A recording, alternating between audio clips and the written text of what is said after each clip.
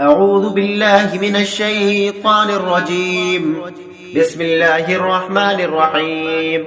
عما يتساءلون عن النبأ العظيم الذي هم فيه مختلفون. كلا سيعلمون ثم كلا سيعلمون.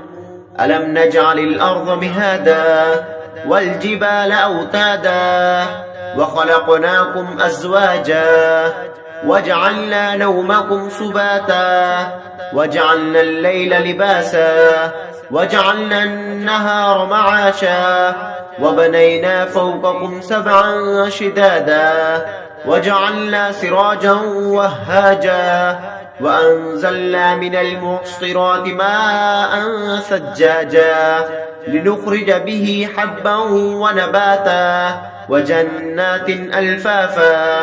إن يوم الفصل كان ميقاتا يوم ينفخ في الصور فتأتون أفواجا وفتحت السماء فكانت أبوابا وسيرت الجبال فكانت سرابا.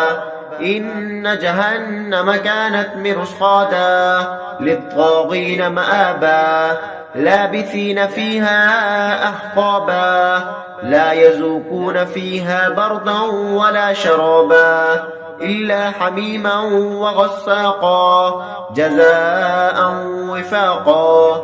إنهم كانوا لا يرجون حسابا وكذبوا بآياتنا كذابا وكل شيء أحصيناه كتابا فذوقوا فلن نزيدكم إلا عذابا.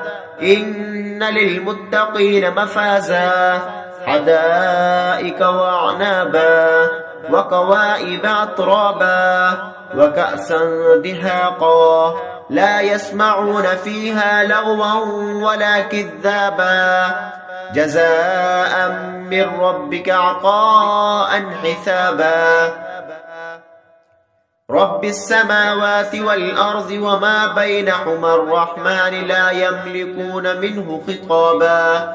يوم يقوم الروح والملائكة صفا لا يتكلمون إلا من أذن له الرحمن وقال صوابا. ذلك اليوم الحق فمن شاء اتخذ إلى ربه مآبا.